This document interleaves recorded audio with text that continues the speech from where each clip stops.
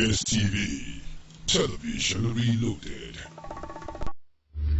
Good morning and thank you for staying connected. It's Issues and Answers. On Issues and Answers, we discuss issues that are trending and ways to profile solutions and ensuring that we have a better and a saner society. I'm Josephine Eyimihe, and in this morning we'll be looking at galvanizing efforts to strengthen the peace and security agenda in Nigeria. For more than 2 decades now, we've been having different conflicts. There's banditry, there is kidnapping, there's whatnot. It's going on. There is court clashes. A lot is really going on in the society. And in this program, we're looking at how can we come out of this? What can we do? Enough of talking. This is our country. We are the first citizens here. Even though you travel elsewhere, you can't be a first citizen. You always remain the second one. But this is our country, and a lot is going on. I don't know whether if you are happy or comfortable with what is going on around the society. For us here, we're going to be looking at this thing and ensuring that people will hear and things will get better. What are the causes of these problems? Why this wanton destruction? They will sack communities. Why people want to travel? They are not more comfortable. This is what we'll be looking at on today's topic: galvanizing efforts to strengthen the peace and security agenda in Nigeria. And guests that will be looking at this topic this morning with us, they are from the faith. Security is everybody's business, irrespective of what you do. We have Reverend Dr. Nusa Alade Shehun. She is the founder and president, African Women Empowerment Guild. Ma, you're welcome. Thank you. And congratulations again on your 70th birthday celebration. 70. Yes. Let's go. Jesus. Congratulations, Thank you. And we have Pastor Don Omelime, Bishop Universal Revelation Bible Church. You're welcome. It's my pleasure. Wow. All right. Another bishop in the house. It's going to be Bishop Affair. All right. Bishop Francis Otaseries. Correct. You're welcome, sir. From Christ Gospel Church Chapel. Yes. All right. And the security personnel will still come. We'll do this and we'll invite somebody that's into security business who's going to still give us an in-depth knowledge of what is going on. But now let's go to the woman in the house, Reverend Dr. Ladisho. How do you see the present situation, security situation in Nigeria? Security situation in Nigeria is alarming, and it has passed the level where we should just make one statement. We will not understand that we do have security operatives, agencies, structure, architecture, and all that you want to describe it with. And we still have almost unending reports of security going to higher and higher level. We want to know whether we do have a government that is concerned about the situation that we are in. Mothers of Nigeria are lamenting, because if you talk of what is happening, if somebody is kidnapped, a mother is more affected than anybody. It's either her husband, her father, or her brother, and even her daughters and her children, her sons.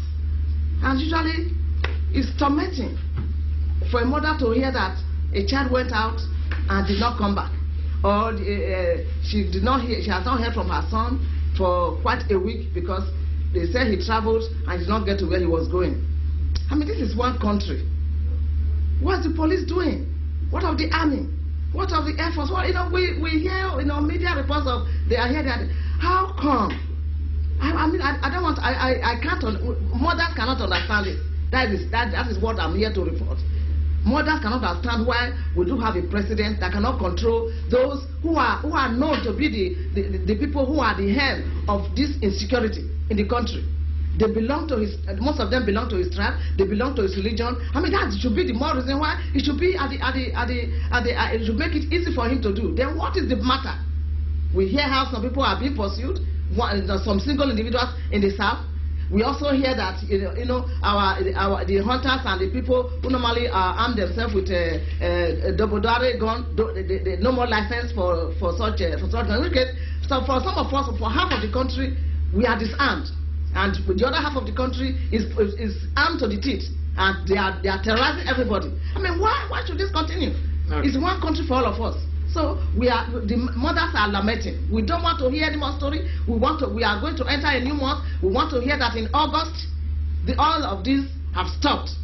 All of this have stopped. We want to be able to travel. There are some people now who have a burial, who have a program to attend from outside Benin, from Akpoma to Auchi. They cannot go home. They cannot go home. Why? Because there are almost about 6 spots along Ekpoma Auchi Road where people just get kidnapped, and they vacate 2 buses and walk into the forest. I mean, if our forefathers were to be alive, we'll tell them what is happening. They'll say, what?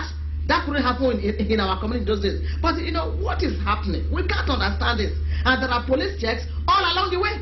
Okay. Police checks and military points. So let somebody talk to us, because the mothers' nerves are on edge. All right, thank you so much for that. Reverend Doctor was almost emotional because, according to her, she said the security situation is getting worse and there's nothing that is happening. Let me come to Reverend Dawn. In those days, we have the traditional ways of ensuring security of lives and property. Do we still see this within us right now? Well, the society is evolving, and power has actually been, on gradual basis, almost totally removed from the hands of traditional rulers. The government is in charge, and by the way of law and in a formal expression, there is the way the government is supposed to curtail security in the society. Basically, the security of the citizens of a country rests on the government. Whatever the traditional way supplies is actually a secondary measure to curtail security. Statutorily, the security of the citizens of a nation rests on the government. So even to some extent that even if our traditional institutions were to step into the fore, somehow they lack the required authority and power to curtail security effectively. So even though our traditional institutions are doing some work on the background, it is not enough, because those days when those traditional architectures were in place, we didn't have the internet, so crime was not as sophisticated as it is now. We didn't have so much of communication. We are living in a global village right now. So even what we watch in movie, what people watch in movie, how to kidnap. Those days, kidnapping was foreign to Africa. Perhaps maybe by watching a movie and people see how to kidnap and all of that, they have imported that crime to this country. And so even though the traditional, to come back to your question, even though the traditional architecture institutions are there to try to curtail, what they are dealing with is actually sort of foreign. Is more complex that even some of our traditional measures will not work. For example, we talk about the masquerade and all of those traditional security arrangements that used to curtail crime. Way back in my hometown, those days when I was growing up in secondary school, they used to have this masquerade in Esaland, once in a while. If anybody steals, or even those days, if you go to parties that are, looked down on by the society, they will bring you to the gathering of the community people, and the masquerade people will bring these allegations against some people who has committed some such crime. Some will be made to perform some acts that are punishment to them. So I remember one time some of my friends were meant to carry 2 blocks. They were stripped naked, totally stark naked, and walked around the community. But you wouldn't expect that to work on a very well organized crime that we have in our society today, where people carry, sophisticated weapons and they do all sorts of kidnapping. Because the insecurity we are dealing with now is no longer just about stealing, theft, and those little crime. This is a well-arranged, well-structured criminal activities that we are dealing with here. Okay. Bishop Francis, talking about the traditional ways and the modern are going above the traditional means. Do you think this community life in those days, we have this information that when new person enter your surrounding, you know that there's a new person. People at large, they watch what's going on. Do you think we are doing that this time, or all of us we are just doing our own, everybody to their own business? And what do you think that if we start this communal living where your business is my business, will it help to strengthen this stability in our security? Thank you very much. My doctor, I appreciate. Thank you, sir. Yeah, the truth, because she spoke boldly, and it seems she's angry over these things. I'm an honorable man, and we have an adage that says,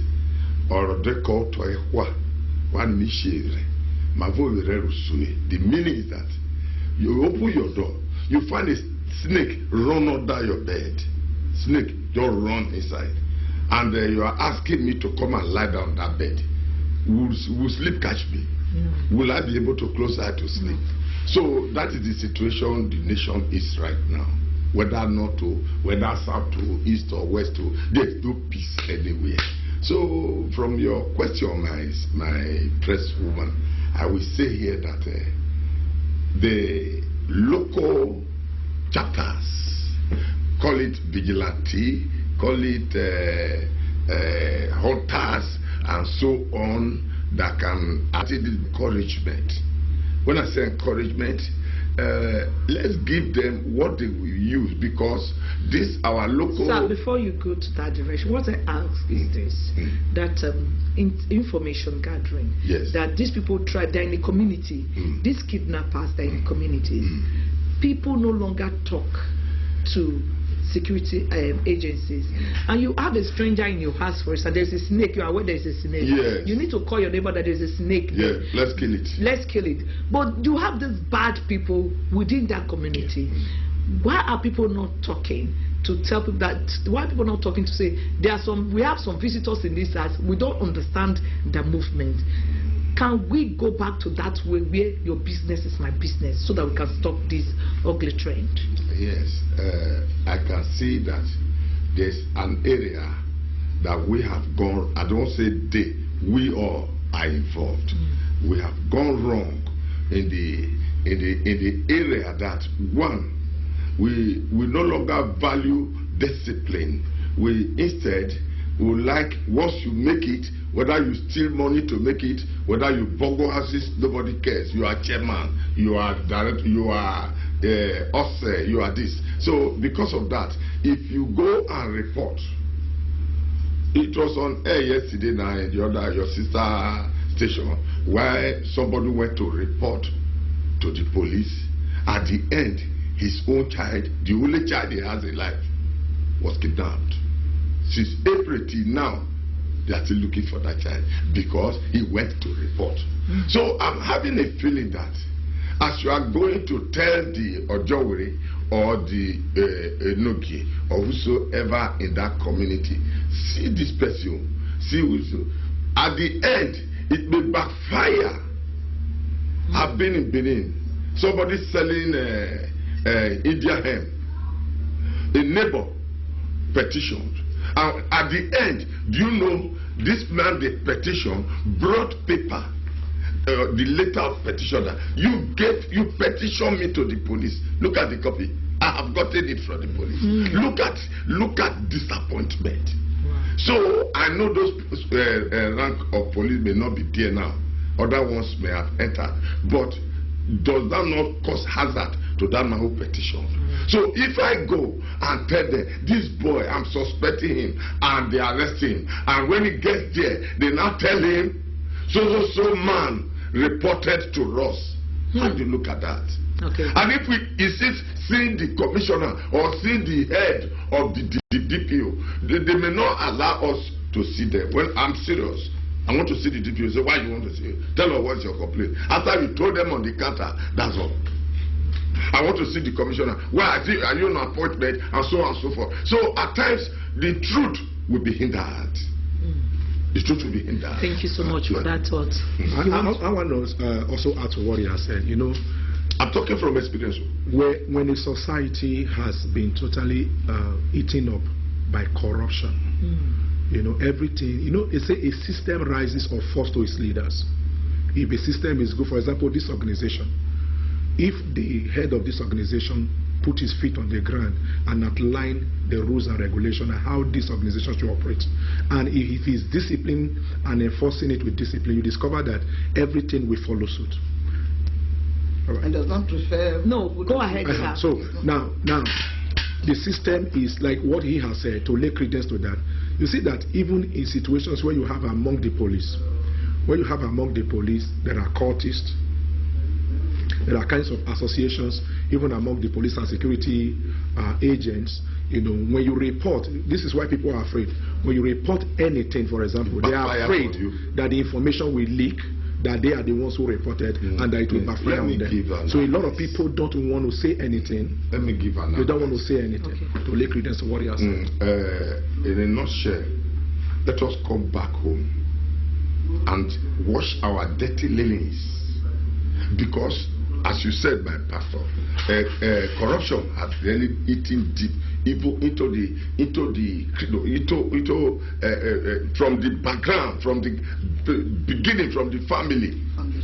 You see, if you are the head of the house, you have 4 children, one is making it. That one that is making it is the child that has sense, is the child that is good, is the child that the rest that are still struggling to make it, they are nothing. Because that one is giving you money. Is that not corruption? So I will advise here that let every man, every woman come back home and begin to rearrange and correct ourselves, because something is wrong. I'm a pastor. If the member that cares about you, you will care about him. All right, Pastor. Thank you so much. We're going on a short break because we are bringing a security expert to talk on this issue. All right. It has to do with the song that we have, but the young man has just returned from probably the most successful tour of his life in South America, where they turned the place upside down for him. A very talented young composer, author, singer, a very fine person too. The man who sings "Oh Carol," Neil Sedaka.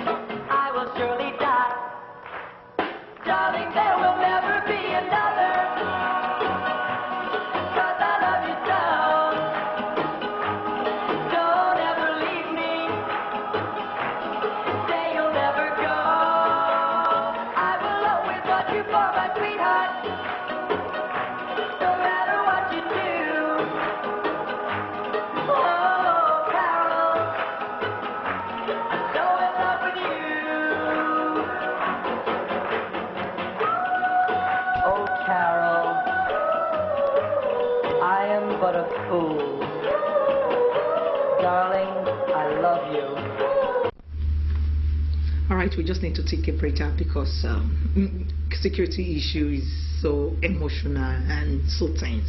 We need to just step down and calm down with that musicals. All right, thank you, Audion.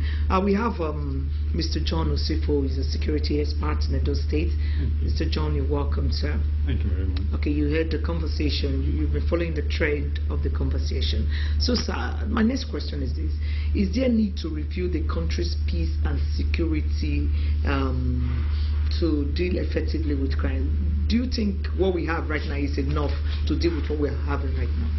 If you ask of enough, it's never enough. It's never enough because the society is growing, population is increasing.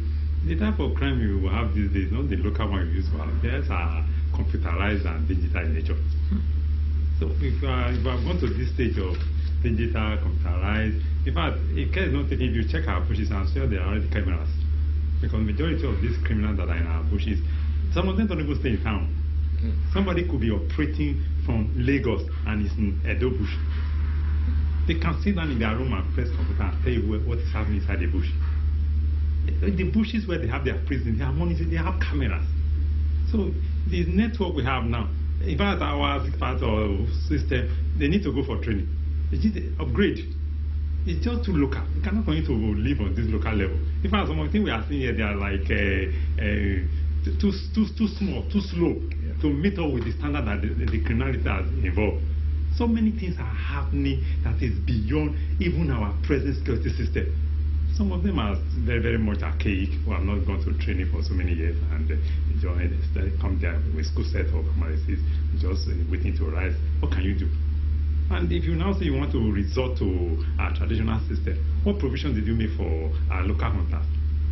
When we were young, our parents can sit at home and tell you what is happening in their forest. They know now our parents are afraid. After all, majority of our youth that are supposed to even stand for us, they are not in the country. We're all scarred out.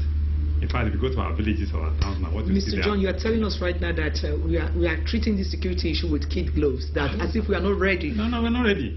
There's nothing. The government cannot tell me they cannot handle security. We have soldiers. We have all of them. We're suffocated. You are going to take, just somebody just mentioned, day gun or single barrel to face AK-47 or so. We are talking about sophistication. And these people are international machinery, finance, Malians. I'm not talking about people that are just local champions. I'm talking about international criminals. We sponsor money, heavy money. But they are making money from us. Okay. Kidnapper. Dr. Ledishu, we find out that a lot of budgets have been made to security. Budget year in, year out, you see them, okay, we want to fight this security, yet nothing is being done. Do you think that we have enough resources, I want to ask that question, the personnel, for instance, to deal with these rising cases of criminality in our dear country? I think the problem we have right now is that nobody is telling us the truth. The leadership is not being honest as to what inadequacies they are facing and as to what help they need. And the country is not short of funds. The government is never short of funds. If you are asking who else, they're always borrowing. Well, that's what it will appear. That's what it will appear, because most of us Nigerians, we are questioning why we should borrow and what is eating into our reserves. What is eating into our reserves that suddenly we find that we are below what a lot that was saved at one particular regime has now been depleted, and there is nothing there.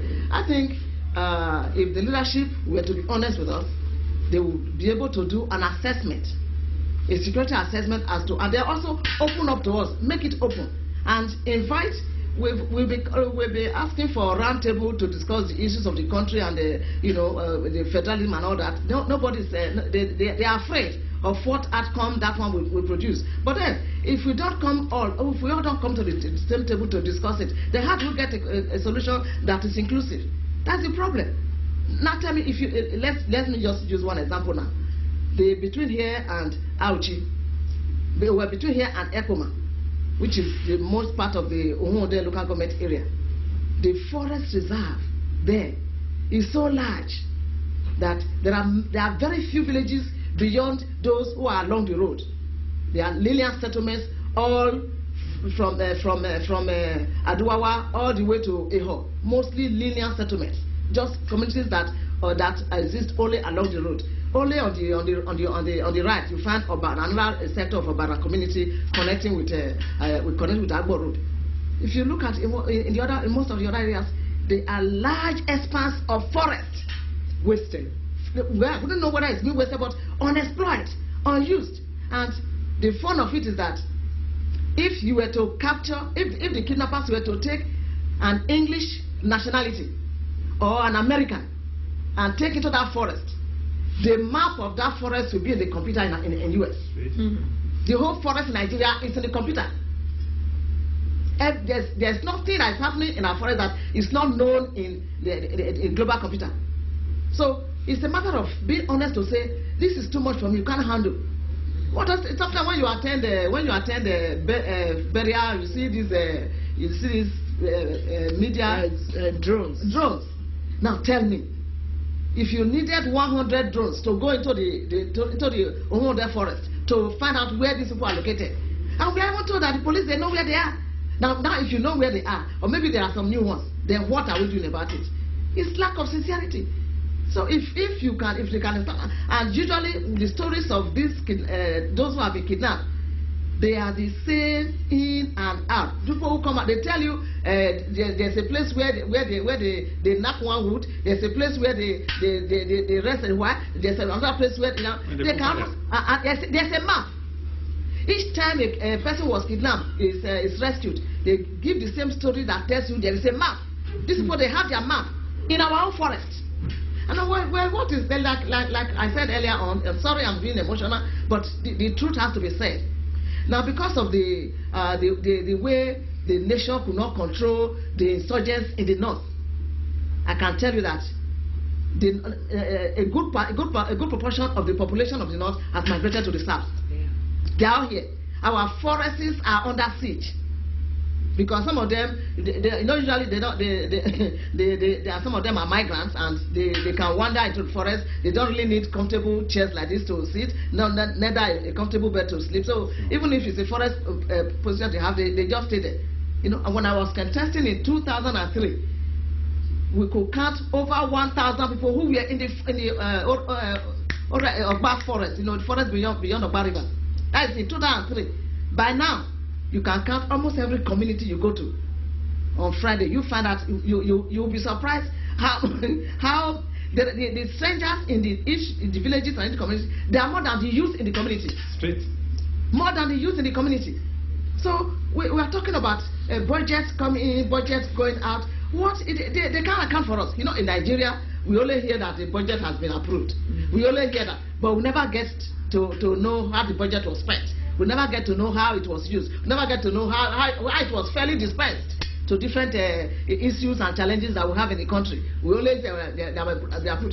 International agencies. I'm in development, and I know that I work close to international agencies who support this government with different capacity building to know how to make a budget, more inclusive, more participatory, fair, and as a result based and all that. So. But then they cannot. The international agencies cannot do beyond that. They already tell you how to do it well, and some of them travel out of the country. They know how those things are. How come that our Nigerians who are members of Parliament in UK, who are members of the Congress in America, they are able to give sound advice, and those countries benefit from it.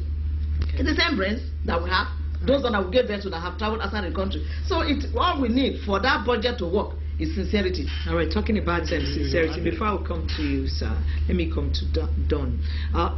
Recently, most Nigerians... Sorry, you added something. Apart from resources, you mentioned something of personnel. Yes. You have enough people. Have enough people that can manage if they are properly put together. Have enough people, human beings. All right. Okay, we'll come to that again. Talking about sincerity, let me stay on that. And a few months ago, Nigerians were complaining that the security agencies needs to be overhauled, talking about the leadership. Yes. And they said, okay, you have this particular kind of persons, have they stayed over time, and the issues are not like abating, and they changed it. But why is it that we're still seeing the same, what happened in the past is still what we are having right now? Even after the overhaul. Do you really think that, I don't know what to, but just help me answer that. Okay, when Doctor mentioned sincerity, she hit the nail at the head, because the truth is that anything that is not sincerely handled will always end up being problematic. For example, the security expert said that issue of criminality and security has advanced, and Mama talked about insincerity. For example, if you go to Google Map, I went to Google Map one day and I took a look at our church streets, photograph taken from satellites, from space, and I could see our church street. You could rotate it You could see our church compound. You could see people who were walking on the road when the photographs were taken. Now, if Google Map can take photographs along the streets, there's nothing that stops Google Map from taking photographs in our forest. All right? So when you see things like this, you begin to really question the sincerity of the government. And sometimes ago, about 4 years ago, I was in Abuja. I needed to, what I went to do, I was through with it. I had some time left. So I just said, let me go around. I needed to just walk around. So I was taking a path. I went to locate the National Ecumenical Center. So I was trying to, I used one street. I couldn't connect the street I wanted to connect. So I saw a young man and I asked him for direction. He told me he was coming from the mosque and he was going to, in that direction. So we were talking. And as we were talking, he mentioned that the National Ecumenical Center is well built structurally. It's so well built because Christians came together to build that center. And then he complained that many of the Muslims did come together to build the National Mosque that way. So the National Mosque is small. So he started comparing Christians and Muslims. And then he talked about how the Christians are more, his opinion anyway, are more united than Muslims. Then he now talked about how that a particular chief of army staff then was, how that it's only now they are bringing forms to enter the military, to mosque. There's a storyline that I'm drawing here. Now, if we bring forms to enter the army to mosque, religious sentiment is already involved. You see the picture I'm trying to paint here. If I am the chief of army staff and I take forms that to take people into the military and I bring them to church, of course there is sentiment, the religious sentiment is involved. So when we later started seeing that people started complaining of the army being infiltrated by, being compromised, which is what led to the call for the overhaul, then I could relate to what was being said. Because the truth is that whatever is happening in our military today, all right, whether the army, the Air Force, the Navy today, because if you look at someone who has been authorized to handle security openly, being overpowered by someone who is operating secretly, that's really funny. When you say the military that has been legally authorized, being overpowered by people who are operating from hiding, that is really funny. There is something in this whole picture that we are not seeing. Sentiment, I said something. Once corruption eats into a system and then self-interest, either religious or tribal or whatever interest into a system, insincerity becomes the order of the day. Sincerity is compromised. The truth is compromised. So someone has some interest here that's being protected. Certain interests are being protected. That's why you can, someone said the other time that if what they call it now, banditry or insecurity, or what they call these people, kidnapping and all of that, if it persists for over 6 months, it's because the government is involved. That statement, is telling us that the government can decisively, if they want to, decisively deal with the issue of insecurity in this country. Right. But when there is certain interest being protected, which is what a doctor has raised, the point she has said that someone is not telling us the truth here. All right. If certain interest is being projected and protected as well, you discover that the truth will not come out, and whatever you are doing is just not going to produce the right results. Mr. Osifo, talking about the personnel, we find that lately we have killings. They will tell you that a battalion has been killed, even the police force, a lot of persons have been killed, and we don't see the recruitments as the way the killings are. So do you think that we have enough personnel and the equipment to deal with what we are having? Thank you very much. First of all, I want to mention the issue of overhaul. There was no overhaul. Election uniform. Straightforward. There was no overhaul. The same thing, the same people, the same cartage, the same cage. They did nothing. If we mention issue of money, if you say Nigeria does not have money to handle security, I'm afraid. Where do I go from here?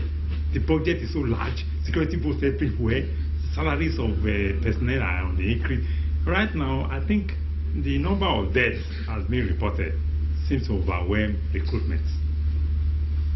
It's said that we don't have people. Look, we have people to be recruited. Are they being recruited? Even if you want that are recruited, after a few days of training, you take somebody from my village to a village in Madibu, doesn't know the terrain, doesn't know anybody, just to finish kill a person. Please let the government wake up. See, in fact, one of the ways we just get this security matter settled, take Hausa man to Hausa man, take Igbo man to Igbo man, take Edo man to Edo man, let them man their forest, let them man their reserves. See, it's becoming too much. You just package some youth that are just coming out, those who are probably who refuse to say, let me stay at home, I don't want to go through Libya, I don't want to go through the sea, and then you say there's a recruitment in the army or navy, you take them there. After 2-3 weeks, you just package them to Boko Haram, which, you know, they're great interest. They're making money from us. What are they struggling? Tell me, if, for example, the Niger Delta people were talking about the depletion of their land, no fish, nothing. What is the matter that we are contesting the desert land of whatever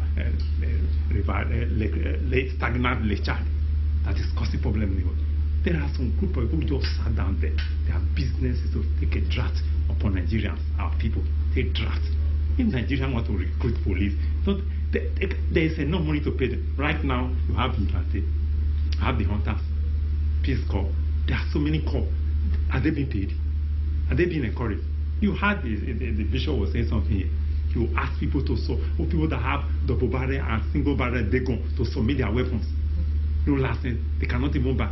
And some people are just from the other part of the republic bringing in weapons in trailer, in loads, in different type of things. Go to bypass and see what is happening in the night. We don't sometimes monitor some of these things. Nigeria is under threat, especially the southern partner. They have made up their mind to take the money from this, take it away. They have already taken our oil.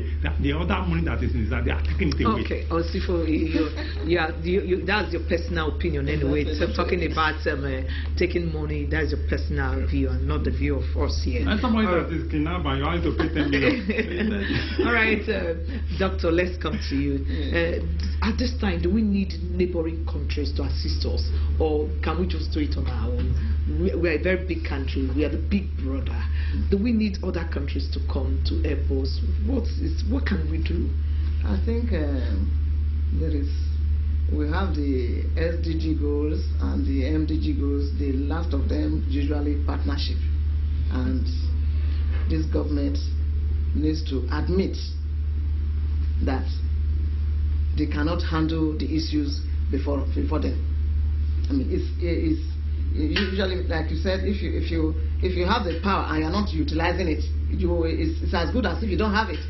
So, if the government should admit that this is beyond us, and there was a point at which they invited Chadian government, Nigeria, and a few other governments to assist with the Boko Haram. In the north, and after a while, things subsided. But before it escalated again. Of recent. So I think there are the ones, if you call neighboring countries, they are not as developed as Nigeria. Nigeria is the father of all. It's like you are asking somebody from the village to come and teach a city person how to manage urban challenges. So the countries around us, like we call our neighbors, they don't have what it takes.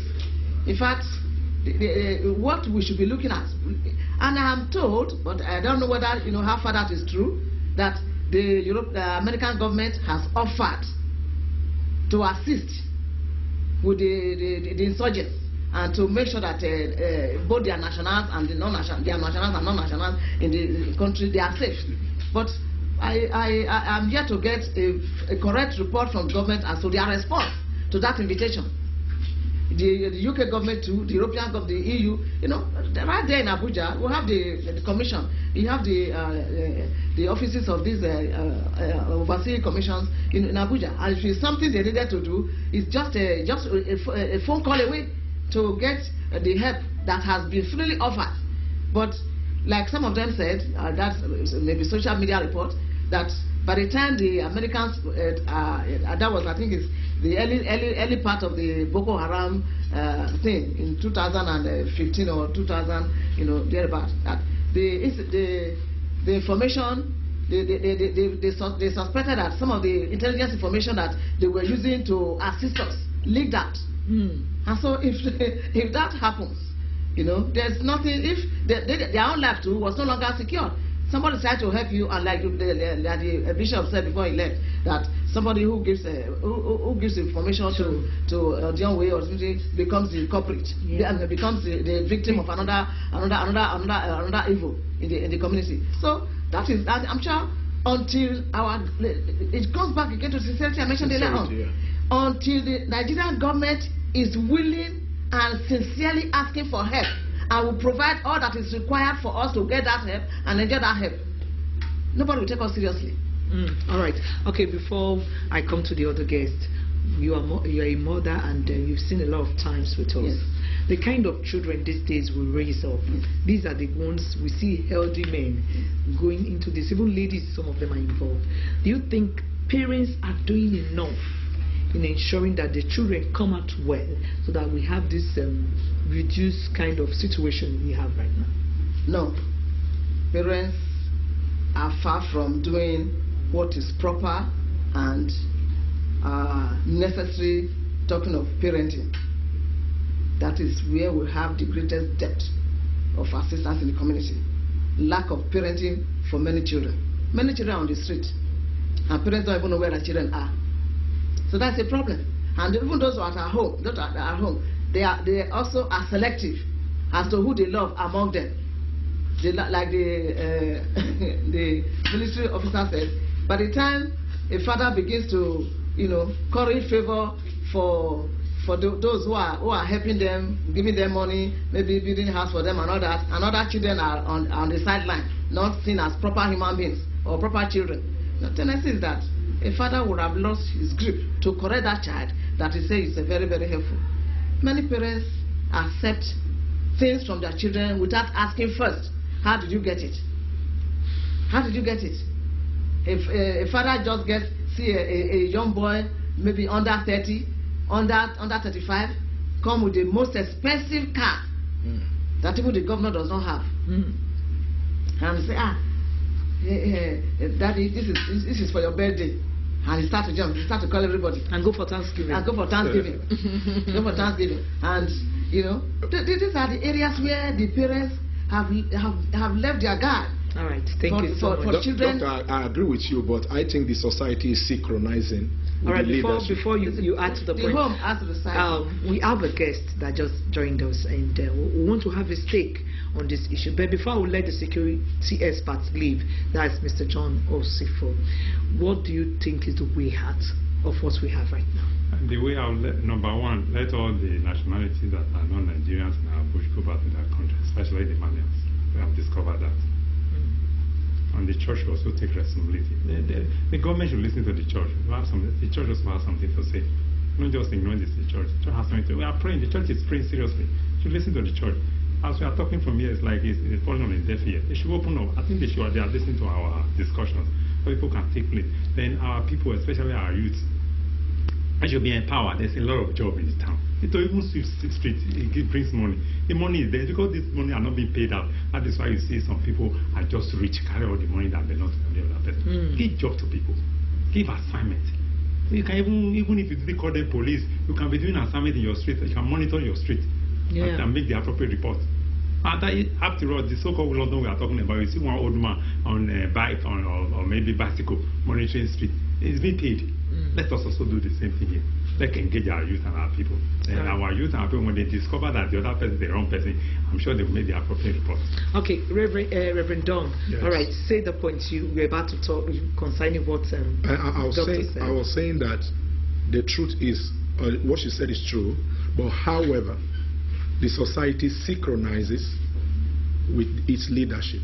For example, in the 50s, 60s, 70s, in the 50s, 60s, 70s, we didn't have as much crime in the society. And we cannot say that parents were not doing or playing their roles then. So what changed? Why did parents suddenly stop, playing their roles in teaching morals and, helping the children to grow in the right way? What happened? What we see happen is actually the leadership. If what government should provide for the society is not provided, and the situation of life in the society gets tougher, you see, values will be compromised. It is getting worse and worse because when the government cannot provide leadership for the society, you discover that people will resort to their own way of doing things. I'm not saying that morals shouldn't be taught by parents, of course, but what I'm trying to look at it incisively, what made a lot of parents now, decline on teaching morals and helping their children to grow the right way. I believe it's a sort of synchronization.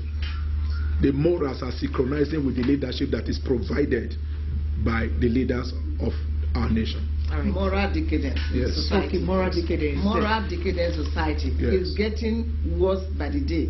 Okay. I don't know what happened in Onitsha this last weekend, and I don't know whether one is free to talk about it. By the time you see in a society where some people cannot even afford 2,000 naira to buy antibiotics to save them from an infection, and they die out of it, and then you look up in your television, you see how people are throwing money, millions and millions are flying in the air, and so the children who are looking checks them. Nobody's checking them. Nobody's checking them. And the children are looking. So you can imagine a child whose father died of lack of 2,000 to buy antibiotics to save the parents. We need to see. You mean some people, some human beings in this country have this kind of money, and this money is flying in the air, and we don't even have 2,000 to save our father. To complement what you just said, that thing that happened in Oba, where they were throwing money like that. Do you know that immediately after that ceremony, people started asking, young men and young women started asking questions, asking those who attended, who were flaunting their wealth. Yes. Please show us how to do money rituals. Wow. All over the social media. They're evangelizing. All right, so let's get the take of Reverend Andy Ebo. You're welcome, sir, once again. Thank you very much. Talking about moral decadence in society. Yes. Speaking from your own angle as a pastor, do you think the church is doing enough? Because we have churches everywhere, and people go to church everywhere. Apart from what is going on in the northern part, we still have our problems here. Do you think that the church is doing enough to ensure that crime is reduced in the society? Yes. I will start from foundation. The Bible said in Deuteronomy, said, teach it to your children at home. Never said in the church. Nobody is born a Christian, we should know that. Teach it to your children at home. That is the first step. Then on the road and wherever you go, it's a continuous thing. Now the proverb said, train up a child the way he should go. So how many of us have actually taken that? When I was growing up, I go to school myself, I come back, I'll do my homework myself if there was homework. But today, what happened? Few weeks ago, a child refused the driver taking them back home because the driver brought a different car. The car is not standard enough to pick them back home. They were ashamed to enter. So they refused the car and called their parents, and the parents was now bullying on the driver. Why will you take such car to go and pick my children from that school? From the school. Now we're talking about the church. Yes, the church will always be there. In every 12 there is always a Judah. There is no way you can write it off. But we need to also understand that it's a system. If you bring an angel to rule Nigeria, the angel will fail. Take it or leave it. As it is now. Take it or angel, not God. I'm not talking of God. Angel will fail because the system will corrupt the angel. The system. You see, until you deal with the system, we cannot just overlook things. The system. I was coming just now. We saw different things on the road. There is something going on today because there is a celebration going on, a religious celebration going on today. We have more than 200 security outfits on the road. Which is good. Because there is something going on. If it is like that, where are these personnel? In our forest and all right. Okay. All right. We are gradually drawing the curtains. Doctor, before we go, what is the way out? As a mother, as somebody that is with us, what can we do to come out of this situation we are in right now? We need good leadership in the country. We need good leadership in the society. And we need good leadership at home. If we can address the leadership problem in our society, we will move forward. All right, thank you so much. All right. Don. Leadership. It boils down to leadership. If you look at the line I have told from the beginning of the program, it's leadership. Everything rises or falls to its leader. Like she has already said, in the country, in the society, at home. I want to specifically mention in the, when the rights are not infringed, the complication of security in the country now is because many rights has been infringed on. Okay. For example, we have people who are calling for secession. So we need fairness and justice. Fairness and justice, electoral reform, rule of law, sincerity. All right. On the side of the fiscal sincerity and all of that. Together. All right, sir. What is the way out? We know we have the problems. What can we do? What can we do? Let us go back to our Maker. Let us go back to our Maker. In whether you are an idol worshipper, if you believe that idol worshiping laws, you find out that the fear will be there for you not to do what is wrong. If you are a Christian, the fear of the Lord is the beginning of wisdom. For you to succeed, you need wisdom, and so on. So what I'm trying to say is, let us go back to our Maker. The book of Isaiah said, come, let us reason together. All right. If we can reason with our Maker, all this home default will be taken care of. The society default will be taken care of. The leadership default, because everybody in that place is coming from the home. All right. Yes. Okay. That is what we should. We should go back to our Maker. Yes. Thank you. All right. We've been having a topic this morning is galvanizing efforts to strengthening the peace and security in Nigeria, and we have Reverend Dr. Nusa Ladishun. She's the founding president, African Women Empowerment Guild at Faith Arena, Benin City. You're welcome again. Thank you so much. Thank you so much. I appreciate. And Pastor Don Omolime from Bishop Universal Revelation Bible Church. Thank you so much. You're welcome, sir. Bishop Dr. Francis Otaseri, he was with us once again. Doctor, we appreciate you. Thank you so much. And we have Mr. John Osifo, security expert. He was with us and he gave us some of the ways, preferred solutions on our security challenges in Nigeria. Once again, we thank you for your thoughts. And we have Reverend Andy Abel. He said we should all go back to our Maker. That's our show this morning on Issues and Answers. I'm Josephine Ehimiye. Let's be sincere and fair to one another. Do have a good holiday.